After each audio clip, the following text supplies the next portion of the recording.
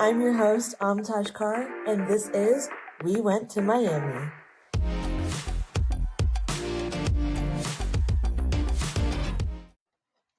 Hello, Miami alumni. Today I have a very, very special guest, the Eric Lange, and for my Gen Zers out there, the Professor Sekowitz. Eric Lange is a graduate of class of 1994, correct? 95. Class of 1995, born in Hamilton, Ohio, now Hollywood superstar, and more importantly, here with us today to just chat about all things life post grad, all things being an actor, being a creative. Eric, I'm so grateful you're on the podcast today. Welcome. Oh, thank you. Thank you. Superstar. I don't know. We might be gilding the lily a little bit there. But no, but I've been very lucky and I'm happy to talk to you about all of it. I appreciate it, and not at all. Again, I was telling you this right before we started, but all of my friends are like bated breath to see this come out because they're like, there's no way you got him on. So selfishly, I'm just so excited. But I think the question a lot of people will have, one, not many folk know you're a Miami alum in itself, but being born in Hamilton, what brought you to Miami at all? And is there any favorite Miami moment or memory that stuck with you since you graduated? Oh man. Well, I grew up really in Fairfield. I was born Okay. in Hamilton, but I grew up in Fairfield and I went to, Fairfield Central, Fairfield Middle School, Fairfield High School, and in middle school we had show choirs that I was in. I wasn't like the greatest jock in the world, and so I found this show choir, and it was sort of performing but different, and I really loved it, and we would tour and compete, and my freshman year at Fairfield, there we were in our own school. Our school was quite big, our school district. So to fit everybody, everyone was in the freshman school, and then the high school was a separate school. And freshman year, there was no show choir program. Oh. And I was like, oh, what sequin vest will I find to wear here? And so my buddy was like, well, I'm going to this drama club meeting. And I thought, oh, okay, I'll go, and I went, and I met all these very eccentric people who were also supremely confident. And I thought that was a really odd mix because I felt a lot of my time in school kind of, I mean, I was in a show choir, if that tells you, where I might have stood in the social parameters of my schooling. And I just was like, whatever they're doing in here, I want to know more about it. I was always a fan of movies and plays, and so it kind of naturally progressed. But I auditioned and I got into a play there, and I will never forget the first one I did. The curtain came up and people clapped, and I just heard this voice in my head say, I'm home. Like Oh. that was the two words. I don't know what it means to this day, but like I'm home, and this is what I need to do. So it was all the way through high school.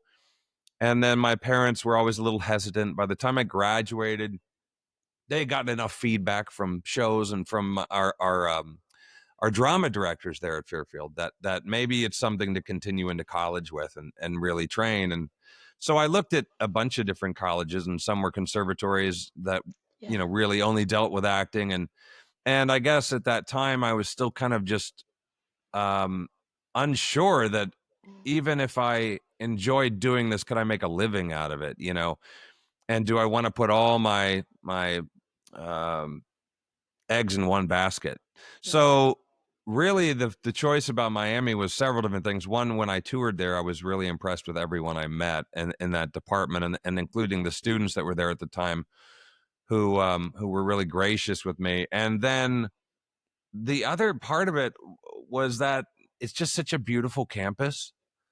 Like it was Yeah. always sort of what I pictured in going to college. It was like, such an idyllic campus. And it also, at the time, I think was one of the top 10 public institutions in the country. And so I thought, well, if I don't stick with acting and I move to something else, this school will be able to provide everything I need. So that was kind of the impetus to get me there. And then once I got there and I got into the training in there, and my professors I had, it really felt like the right fit for me all around. And so yeah, I'm glad that's where I went. I love that. And you mentioned kind of Miami gave you that safety net because you were unsure at the time Yeah. of, is acting going to be the long-term prerogative here? What's my future going to look like? Was there a moment similar to how you're mentioning, on the high school stage or I guess freshman campus stage, you heard the words, I'm home. At what point were you like, acting is it, and I don't need a safety net? So I don't know. It's kind of hard to like mark the moment that anything becomes the thing you know you're going to do for the rest of your life, or at least you want to. But honestly, it kind of did happen in high school in that moment. Like after that play that night, I was just all in. My my dad, you know, was a was in the seminary for a while. He was a philosophy major, and then he ended up selling software. Okay. And I remember him telling me, I've learned how to make a living, but I still don't know what I want to do with my life. Hmm. And if you do, then you should fight for that. And Yeah. if you can do what you love for a living, you'll never work a day in your life. These were the things I was told. And thank God my mom and my dad were so supportive. Yeah. And I think Miami made them feel a little better, to be honest, because they knew if I fell from acting there, that there's just such a support system and other studies there it's such a great school that I would be taken care of. But yeah, Miami was an affirmation of more. Like I just got to work so much. I got to do so many plays, and our studio, Janice Dean ran our studio program at the time, who I still credit for with so much of the tools and the skills I learned as an actor with her.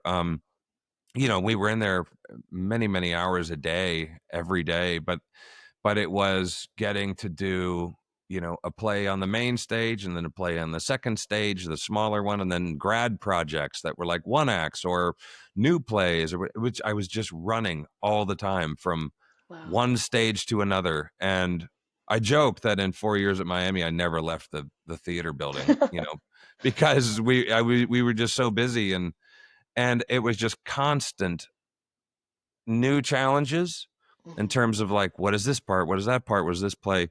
But also just continual affirmation that I was on the right path. It's just something you feel. I think you sort of know, the universe gives you little signs here and there, Yeah. but there's just something in your gut that's like, this feels right. And I may be stopped at various points, and you are, for whatever reason. It's a ridiculously competitive field, but I've always said, I have the disease. Like this is what I have to do with my life, and I have to figure out how to do it. It's not something I could exchange for anything else at this point. And so when you make a commitment like that, um you just find a way to keep going. But yeah, there was just such a great level of affirmation from the vast amount of work I got to do while I was there, and the people, the instructors we had, and just echoed that. And it made me feel like I was on the right path. I love that. And you mentioned that you were nonstop just in the theater. Was there a show or a particular like a one act or anything from your Miami experience that just number one, like blows everything else away for you? Oh man, God, I mean, there were like I did like big musicals there, and comedy and drama plays, but there's this one play that weirdly was like in a little black box theater, Okay. which is just really was like a former classroom that they painted black, I Wow. think. Okay. And it was me and it was called Someone Who Will Watch Over Me, Okay. or Someone to Watch Over Me. And it was a play about these three guys being held hostage in Lebanon or something. I want to Oh say it my was like an gosh. Irishman, an American, and an Englishman, and it was the three of us, and I worked my ass off on that play, Yeah. and it was so rewarding. I did another play that was like a one-man show. It was like but we divided it into two guys. It was an Eric Bogosian play called Men Inside, and it was just like 12 different monologues, and every monologue was a different character. And that was one of those experiences that was like, wow, here we get to play with like what's your range, and really what have the tools you've been learning given you in terms of the ability to transform from one person to another. And sort of began this idea that I carry always, which is like, I just want to be a chameleon. I don't want anyone to recognize anything from job to job if you can avoid it. And so that takes a tool belt. And Absolutely. the stuff I learned there was, it was not one form of, it wasn't just Stanislavski, or it wasn't just Meisner, or what, all the different major acting mindsets, but it was a little bit of everything. And so you could fill your tool belt with whatever you worked for you. So yeah, I might be rambling, but yeah. No, not at all. And I've never heard someone say like, I want to be a chameleon, but I love that. And like, Yeah. especially, I feel like that's applicable not only to just being an actor where you are like taking on different personalities. And to your point, you don't want to have like one identifying feature for all your roles, but even just broadly, I think any role of life, whether that's like, you're in corporate, whether you're an accountant, whatever that looks like, I think being a chameleon is just a very great takeaway from what you just said, because I'm reflecting on my own journey. I'm like, I need to be more chameleon like, and I've never heard that. So thank you. Oh, Um, wow, interesting. Yeah, I think acting teaches people so many different things. If yeah. even if you don't continue to study, because it teaches confidence. You have to get up in front of other people. It teaches improvisational skills, because when you're working in a scene with someone else, they can do something unexpected. You have to react. It teaches listening. The foundation of acting is just listening to your scene partner and reacting. It teaches being present, because without that, you aren't really listening. It teaches relaxation, Mm. because without relaxation, all the emotion inside can't really surface. It's going to be Yeah. blocked. So you can take all those principles and tenets into almost any field and be better for it. So, That's I think, incredible. yeah, yeah. And so you graduate in May, you've done all these shows, you've gotten so much under your belt. Fast forward however many years later, you end up coming back to campus as commencement speaker. One, when you graduated, did you have any idea that would ever be your reality? And also, what did that journey look like from graduating and then one day coming back and speaking to a whole new class of graduates? Oh my God. Yeah, yeah. I mean, you leave Miami. I drove across country 6 months after I graduated to Sheesh. LA. And I just needed to get started. I needed to Yeah. know if this was going to suck, so I could start doing something else. Yeah. If it's great, like I always said, you can be the best actor in the world, but if you don't like the business of it, if That's that's so too true. difficult for you, it doesn't work. So, and ironically, I shot out there like a rocket, and it was really slow going. Like, I joined a theater company when I moved there, and it was all sort of like-minded people in a sort of a like-minded position in their career, which is starting out really. Yeah. And, so I would do plays with them, and I got a commercial agent, so I would do some commercials here and there. But what I always tell, Miami has this inside Hollywood group that comes to visit LA every year. And I always speak to them. And what I always tell them to tell everyone who's considering this is that was 8 years of my life. I've been in LA 30 years this coming October, and 8 years of it was doing free theater and some commercials. Like, I didn't have an agent to get me TV or film roles Yeah. that entire time. And there was a point where I was like, I don't know if this is what I came out here for. Like, I'm making money in commercials, but um this doesn't feel like it. Yeah. But it just so happened in one of the plays, I did, a friend of mine brought her manager, and he picked me up, and then 6 months later I had a guest star on The West Wing. And it Wow. was like I was marinating for 8 years, like a wine, and Yeah. I was finally ready to be drunk. But or to be drank. What is it? Oh, um, but anyway, so long story short, then it kind of went uphill from there for pretty quickly, and so as cool as it is to sort of evolve, I was always just so, when you go there at all, when you go to LA and you come back for your first high school reunion or something, everyone thinks it's amazing that you were an extra on something, you Yeah. know? Like there's just such a, so it takes sometimes very little to impress people back at home Yeah. because it's just a weird job. But the further I got along, I always felt this idea of always wanting to share with my Midwest life Yeah. how cool this is, and in the most humble way imaginable to me, because I don't I still feel like I've been out here for 30 years, longer than I lived in Ohio, but I still feel like a Midwesterner who Yeah. lives in Los Angeles to work. Yeah. Like I love it here fine, but that's sort of my soul always, I think, is that upbringing.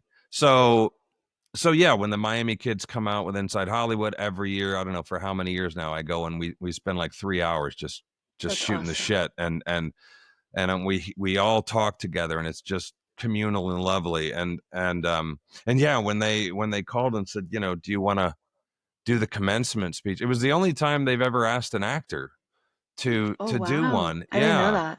Yeah. And so I was like, holy shit, the pressure, Yeah. um to do that. And so I took a prop. This is a little side story, but I took a prop, and it's a frame of reference. When I first moved to LA, it was October, and I was thinking, what if I have a Halloween party to go to? I need to bring a costume from home. So I had this like Fred Flintstone like fur toga thing. Yeah. You probably don't know what No, Fred I know what Flintstone you're is, but talking yeah. about. I do. I do. So I brought it, and then Halloween night I didn't have No party. any no party. Okay. So, but there was a parade, and I was like, well, I'll just drive down to the parade. Well, I went to go to the parade, and all the exits are closed, and I was Oh new to no. LA, and I didn't know where I was going. So I came back home, and I stopped at the grocery store, and I bought a frozen Sara Lee cheesecake, because that was like a treat my mom would Yeah. give me when I was home. And Aw. I'm like, I'm just going to go home and watch a scary movie. So I got home, I put on my fur toga Your toga. alone in my apartment, Oh, gosh. turned on a scary movie, and then went to eat my cheesecake, and it was frozen. Right. So I got a I got a steam iron. I got my iron out of Eric, the you didn't. closet, and I held it over the cheesecake to try and thaw the cheesecake. And that didn't work well. And I ended up just like forking the top of the cheesecake. Anyway, it was a complete and utter disaster. Yeah. But when I did the commencement speech, I told that story, and I brought the toga. And so at the end, I whipped the toga out, and I was like, guys, we all start somewhere. And this is my ugly admission of where, how embarrassing a start, this my journey was. But everyone just absolutely loved the toga, and That's wanted insane. to get pictures. Yeah, it's just so important. I feel like the journey in anything is like you're going up a ladder, you know, and you get up on the ladder, and at first you're off the ground. You're like, oh my God, I'm like on the ladder. I'm on my Yeah. way. And then you get like halfway up the ladder, and maybe what you thought was going to be there isn't. But instead of looking back down and going, look how far I've come, the tendency is to look up and say, How why much aren't more I I've got there left. yet? Why Yeah. aren't I there yet? But I always think it's just so important to just continually look back down and go like, wow, dude, this is a journey that I've accomplished. And so I think a lot of people tend to like to share the ends. Yeah. And I think the embarrassing beginnings are just as good, if not better. And so that's a little side story for you. No, I love that. And I didn't share this with you earlier, but actually, for my graduating class, I got to give the commencement speech, which was Are you so, serious? yes, and it was terrifying. Isn't it? It was like, I feel like I can't say it was the worst thing, but like, it kind of was. Like, It's yeah. insanely cool, but to your point, writing it, awful. Oh my God. Awful. Oh my God. You know, I spent like a month off and on writing that thing because it's like, how do you culminate everything you want to Yeah, say to people? And they were like, we went like 15 minutes or something, you know, and it's long. People don't read. good Lord, I'd never spoken that long. So, oh, congratulations to Oh, you. That's thank amazing. you. But to your point, I had known way ahead of time I was going to be doing it, but I had like almost like stage fright from writing it, like the thought of it. And I was driving home. I commuted from Oxford to Westchester, which is where I'm from. Um, Okay. I was driving home and I saw a billboard. And Ohio billboards are weird, first of Yeah. all. For our Yeah. listeners, I feel like everyone, this is a universal truth for the Midwest.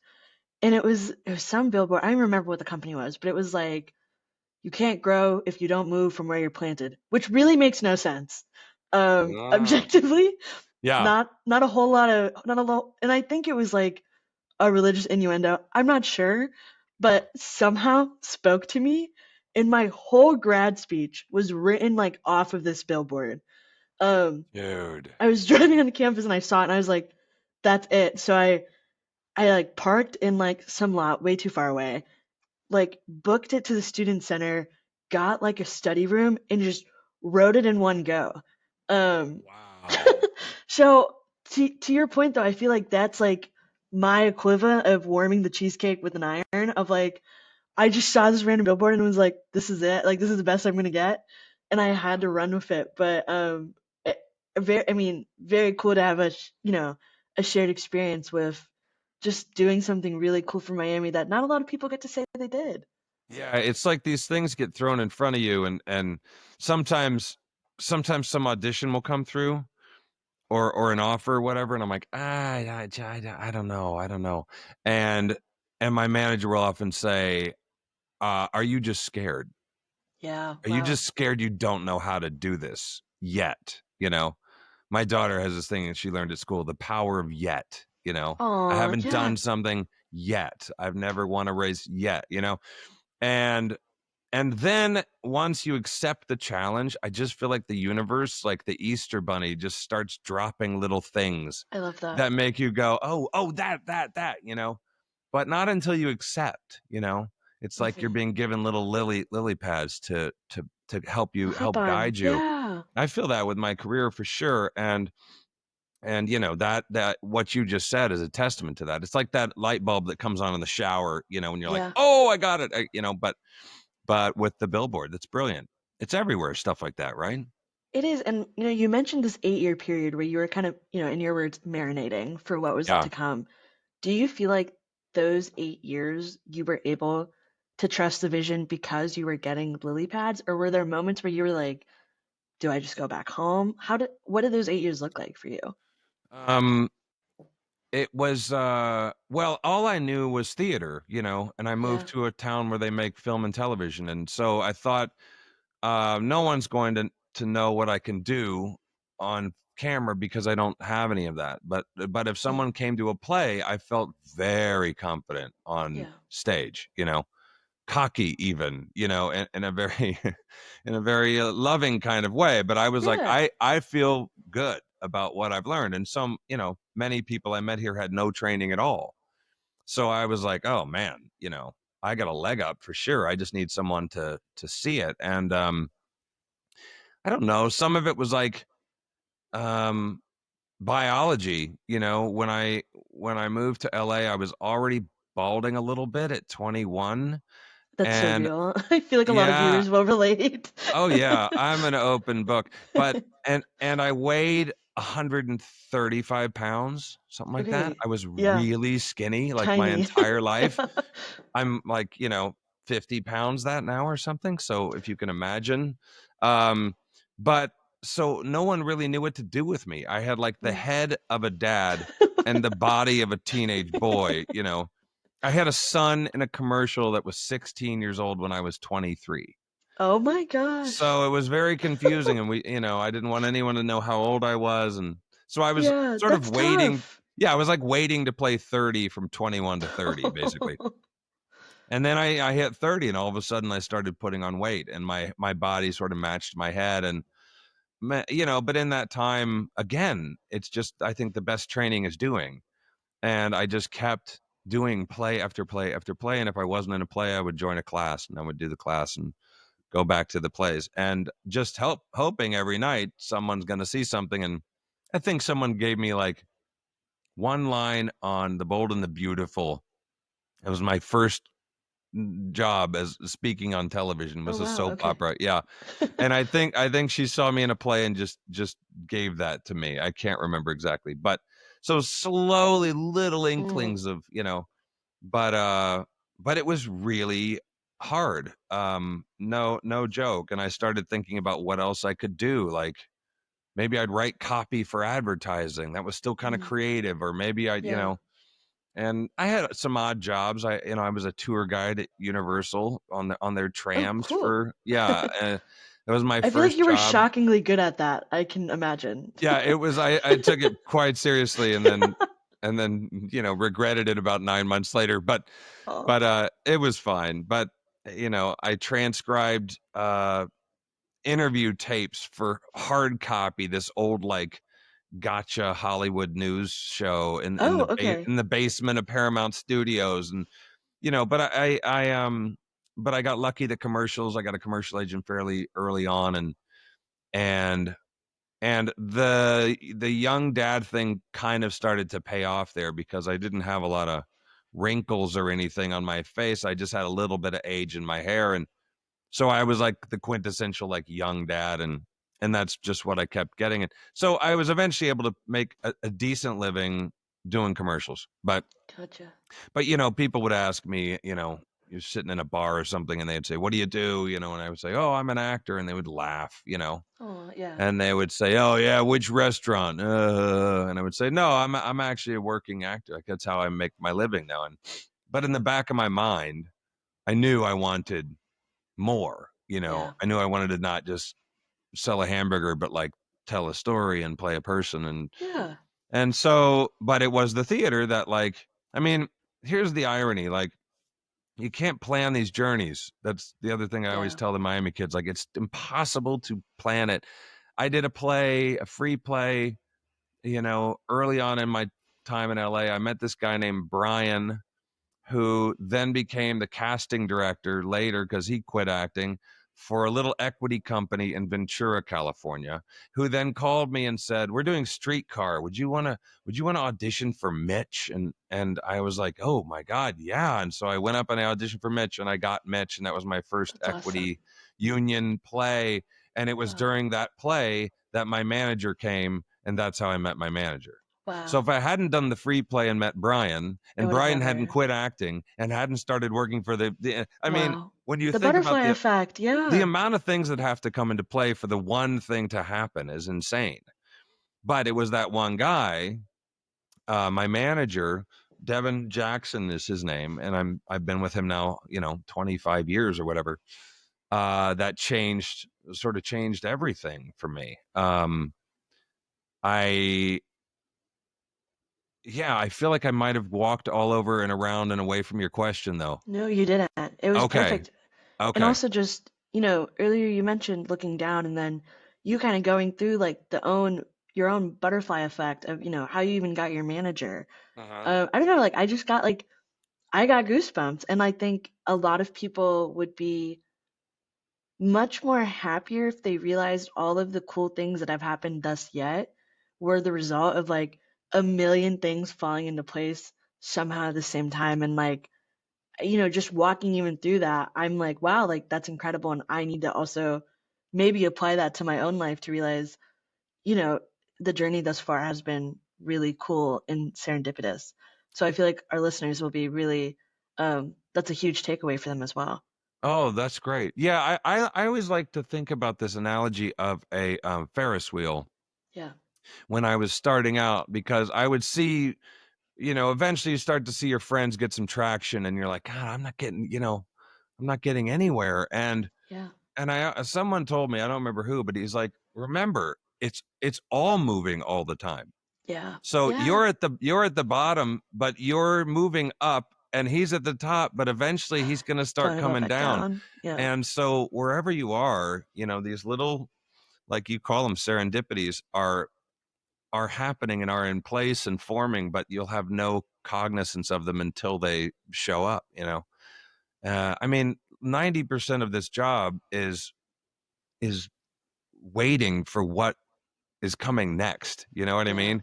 That's the hardest thing about it. Like the acting, you know, you'd almost do for free. It's the waiting around. I feel like you ultimately get paid for. You know, it's like, what do you do with yourself when it's been, you know, months? Or, you know, I have friends out here who it's been a really tough time here recently, Yeah. you know, who haven't worked in 14 months, you know, Yeah, and who that's have kids hard. and who have families. And so how do you, you know, how do you shape your mindset to get through that? And so all these little analogies help me, you know.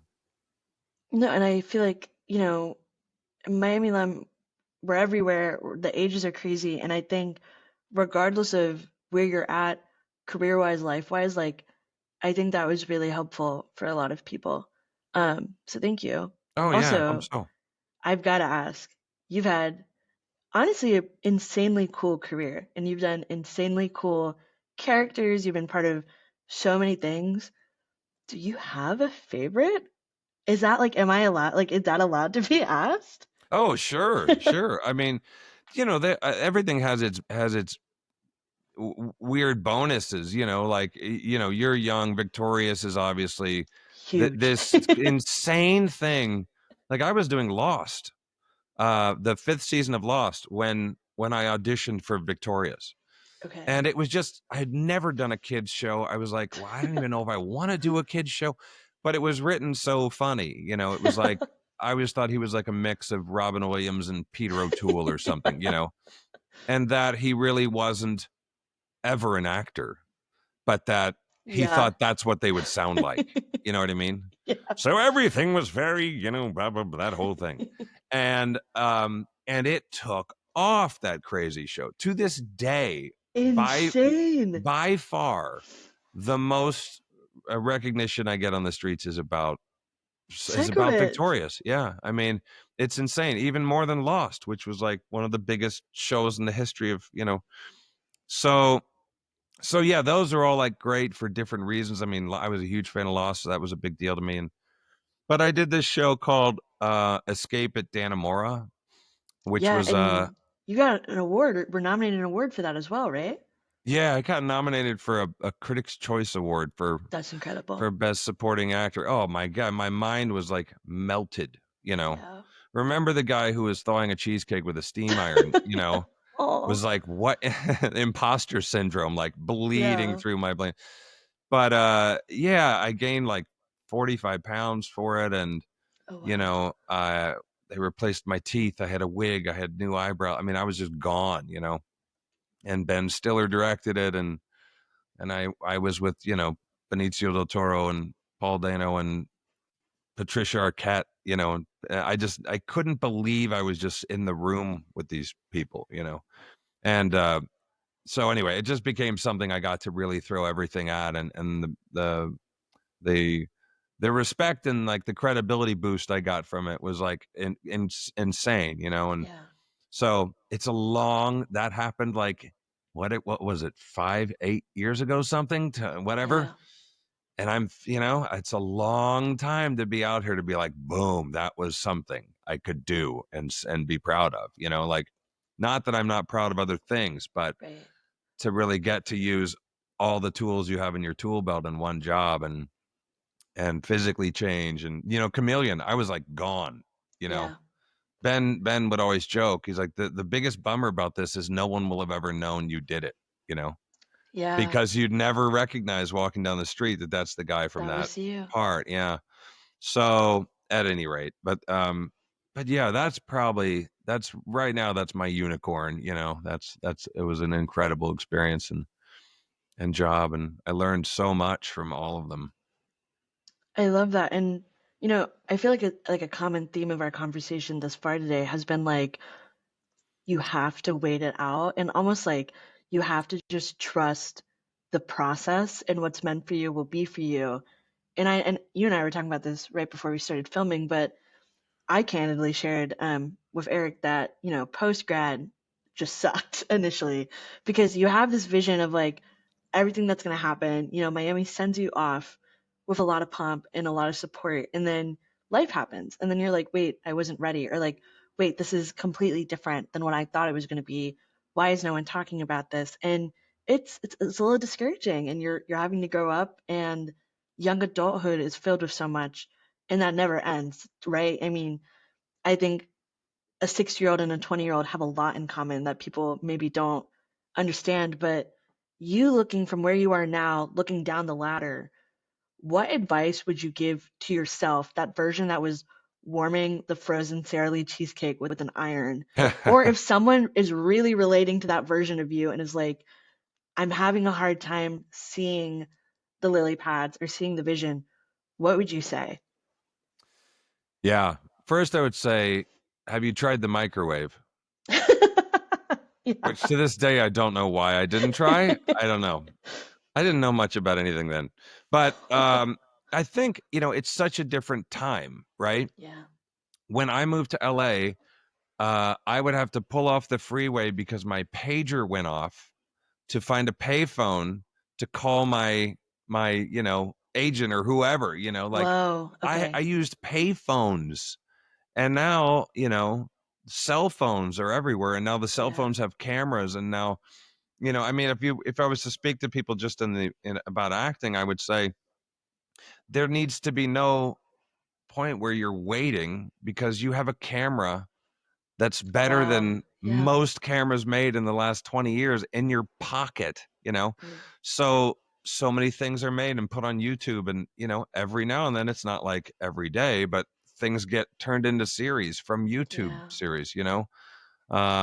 Oh, those two girls, Broad City, that show was a YouTube show, as I understand it, that um things do happen like that. And if nothing else, you can make a short film, you can make, you can do so much Yeah. with the cameras that you have now. But I think it's just a way to, like, avoid your own critic Mm. while you're sitting there. You know what I mean? Yeah. It's like, I think it's always been hard for me to wait, because every job, and many actors will tell you this, but like, I work and then I finish and I'm like, "Oh my God, what's next? What's next?" And then like a month goes by and I'm like, my ride might be over, you know?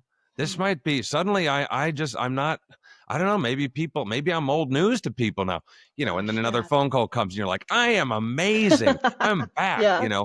It's all that. So, if nothing else, finding hobbies, finding friends, finding um taking care of yourself, working out, whatever it is that keeps your inner critic from dooming your career while Yeah. you're just waiting for the next serendipitous, you know, gift from the universe. Yeah. You can be preparing for that time.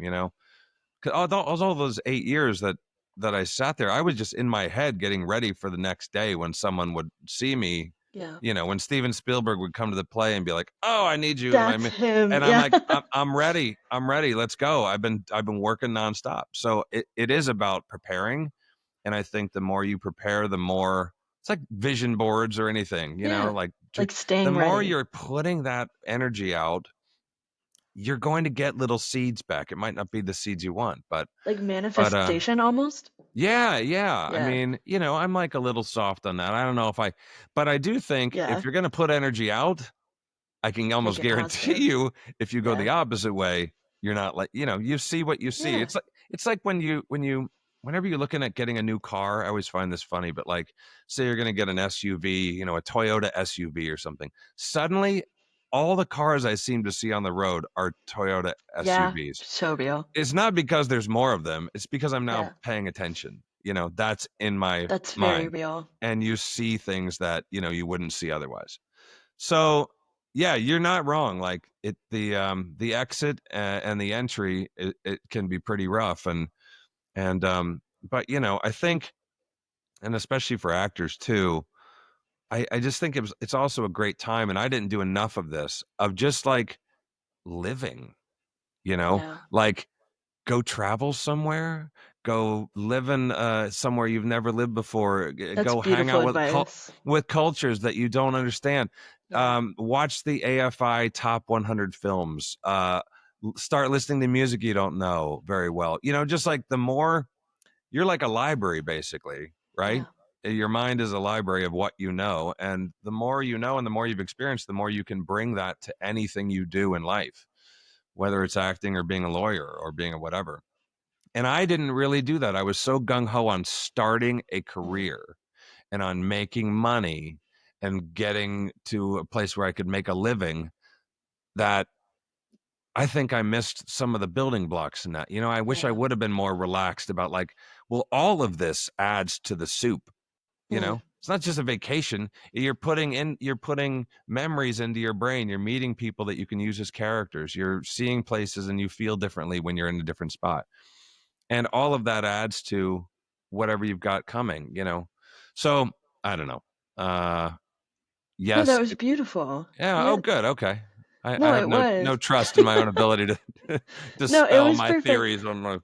Like to the point where like as you're speaking, I'm just like reflecting on my own life and like no, I think that's phenomenal advice. And to your point, it's adding to the soup. And I know, especially in this current job market, a lot of people are struggling. Oh And I man. think hearing from you of like it'll be okay, I promise, is really helpful. Um, go ahead. Did Good. you? No, you're good at this. I just want to Oh, pay you a thank compliment. you. You're very good Oh, at this.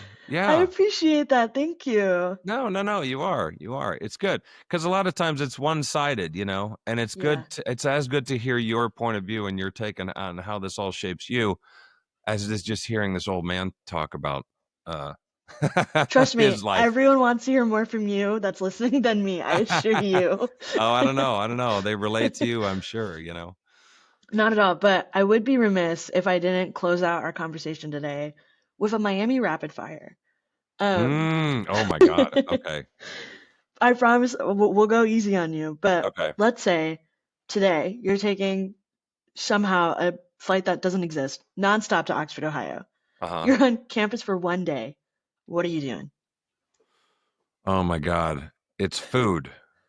It Okay? would be it would be because Ohio to me is food in so many different ways, It really is. When I go Yeah. home, that's all I want to do is eat the food I don't get anymore, which is Skyline Chili, La I was hoping Rosa's, you'd say that. yeah, which is La Rosa's Pizza, which is Richard's Pizza, the steak sandwiches at Richard's Pizza. But I I don't even know remember that there one. was, oh yeah, oh, it's so Okay. good. You got to look it up. But there was a restaurant at Miami that made these turkey gobblers. It was a sub shop at Miami, and I cannot Okay. for the life of me remember it now. But they made these. It's like a Was it the French bread. bodega? No, Okay. it was. Oh God, what was it called? Anyway, but and then there was like that truck that made hamburgers. What was that? There was like a I have no trailer that idea. would park in the little square there in the town where the What? water tower used to be, and they would grill hamburgers. But I think it caught on fire at one point. Um, Oh my So gosh. many of my rapid fire answers about No, Miami will that's be like, good though. remember when we carved in stone notes to our parents There's a because it was so mysterious long ago. van that flipped hamburger. Yeah, yeah. You could go in his van and get candy and hamburgers, and no. Um, and I'll be honest. The actually, it's right there. I should take it off the wall. I went back probably 10 years ago, and I went back to Presser Hall, which is where our studio Yeah. was, our actor training studio, and it was fenced off. And I was like, "Oh my God, what is happening?" And we pulled over, and I asked the construction guys, like, "What is happening to the building?" And he said, "Oh, we're gutting it. It's going to be the new home of whatever." And I went, "Oh my God, I spent like my entire college career in that building. Yeah. Can I go in and look around?" And he was like, "Sure." Aw. And I walked in. And he goes, "Take whatever you want. It's all going to be in the Oh my garbage." gosh. So I went down the hallway. I'm Hang on, so scared for hang what on. you're about to show me. I'll be right back. Hang on. I have bated breath for what he's about to bring. Can you see Whoa. that? Yes. Oh my It's gosh. it's the hang on, let me put my headphones back on. It's the acting studio. Uh it's door. number. Whoa. Oh my gosh. So you just, I mean, did you have to rip it off or was it already like Yeah, on the floor somewhere? I pulled it off the wall. Yeah, That and is then sick. behind it is a little sound deadening panel that I stole from the black box that I loved so Wow. much. So like, you That is know, beautiful, Eric. And the yeah, fact that that's yeah. just like in your home. Well, if you think about energetically, everyone makes fun of acting classes where you're a tree or you're whatever, but like tears are shed, Yeah. anger is spilled, you've been so humiliated and broken down, and at the same time had these triumphs all in this one room, and energetically it just sticks to stuff, right? Yeah. So I'm just so happy That's a I also have piece the of you. doorknob. Yeah, I have the doorknob to the Wow. door. Yeah, I'm very sentimental about weird stuff, but Me too. so that's one place I went when I flew, Wow. Yeah. instantly wanted to go see. But yeah. That was beautiful. Wow. I'm like, oh my, I don't know. I mean, I hope, I don't know. That was just such a beautiful moment. And Oh, I thank you. love that. Yeah. Wow. I'm like, It's now I'm like, what can I possibly ask you next? no, it's like, you know, it's just a sign of love of something, It you know? is. It Yeah. is. And I mean, not to get really corny, but like, love and honor means a lot of things to different people. And I Yeah. think you seeing construction, pulling off the side street, going in, ripping that off, stealing the doorknob, not stealing, graciously taking away the doorknob before it went in the trash.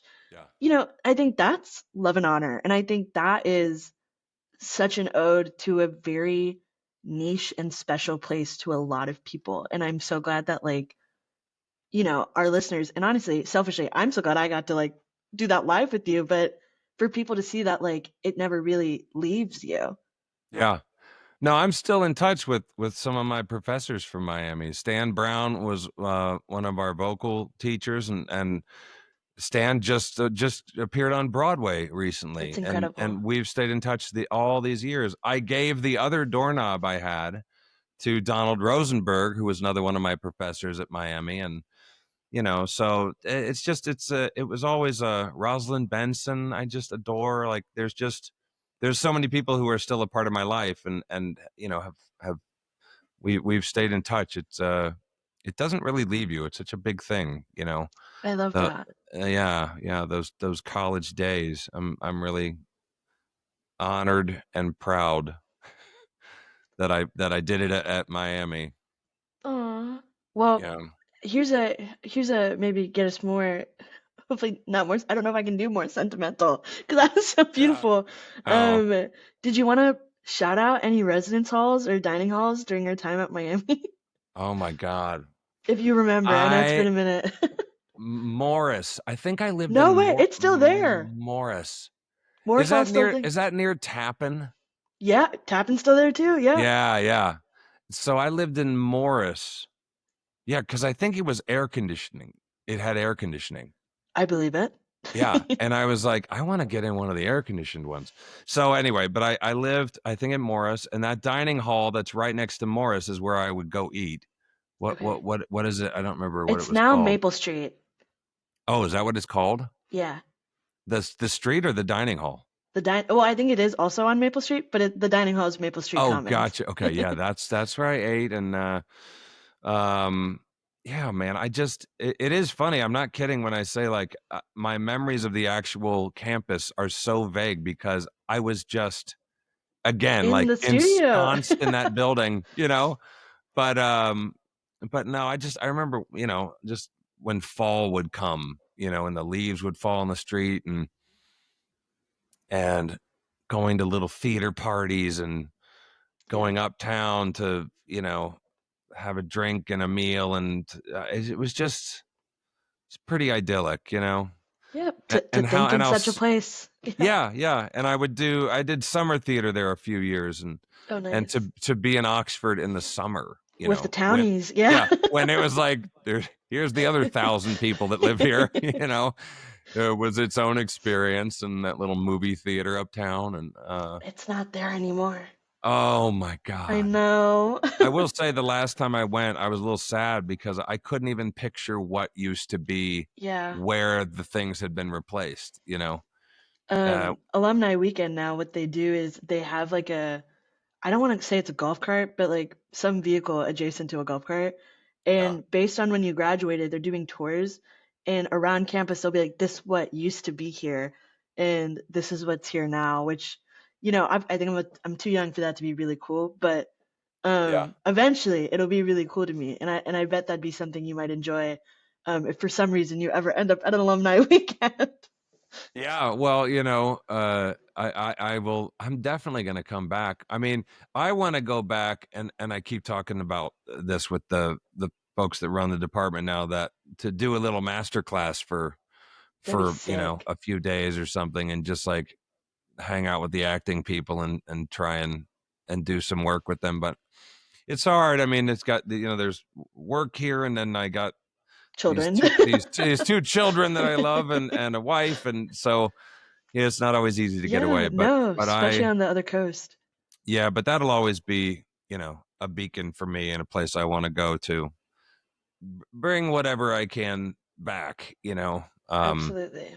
Yeah, I just now I'm thinking about it. Next time we go back home. I want to bring my kids there and let them see. Oh, that would be so beautiful. Yeah, yeah. Um, But One final question just to kind of yeah. close us out. Is there a Miamian in your life that you just want to give a shout out to? Could be, I know you've given a couple professor shout outs. It could be someone from your cohort, or even just someone you've worked with across the years now, but just any love and honor you want to spread to. Mike Ostrowski, who I went to Miami with. I want to say Mike was actually an English major, but he was in a lot of the plays. That's Phenomenal awesome. actor. He moved out here many years ago, Wow. and yeah, and so Mike has a family now, and um, Becca Pruitt was at Miami with me. She lived here in LA for quite a long time. She just moved to Atlanta. Yeah, there are a lot of people from Ohio in LA, oddly enough. I love But that. Let's invade. yeah, yeah, but there are a few Miami folks that come to mind, and I guess that's those guys. I love them both. Well, thank you for not only those shout outs, but for your time today. I mean, I can't, I feel like legally, not truly legally, but morally, I can't say this has been my favorite one I've done. But I'm saying this has definitely been one of my favorite conversations. And I just know so many people are going to get so much out of this. And I'm sure you hear it a lot from the folks you work with at Miami. But like, one, I hope you realize Miami is so proud that like you are a part of our alumni base, Oh, but also like thank you for continuing to giving back, whether it's, the inside Hollywood students you speak to, or like for the record for our listeners, Eric was insanely easy to schedule with. I cold emailed his personal email and was just like, I promise you I'm a legit person who's just trying to do this for MU, and didn't even question it, gave me a bunch of dates a bunch of times. And I mean, that is very rare. And so I'm just so grateful, and thank you for a wonderful conversation today. yeah, thank you, and for your listeners, I don't recommend necessarily what you did. I don't want to get 60 million emails away, but no, but it's the Miami thing. Like that's Yeah, all it took. Like I'm glad you felt comfortable to do that, because it is a family, no matter yeah, how far it goes. When the Miami kids come out, I'm always like, here's my email, here's my stuff. Like if you come out, we're kin. yeah. We'll help each other out, and so yeah, it was a real honor. I'm so grateful that you asked, and that what this conversation might help anybody means a lot to me. And I want to say again, you're really good at this. I think you Thank should, you. if you're looking for other avenues in life to explore, I think this is a great one to stick some gasoline in the tank on. I really appreciate that. Thank you so Yeah. much. No, very smart, very thoughtful, honest, vulnerable. It all makes for a much better conversation. Thank you. That's a wrap on We Went to Miami. Like what you heard? Share it, sub it, hype it up. Till next time, love and honor.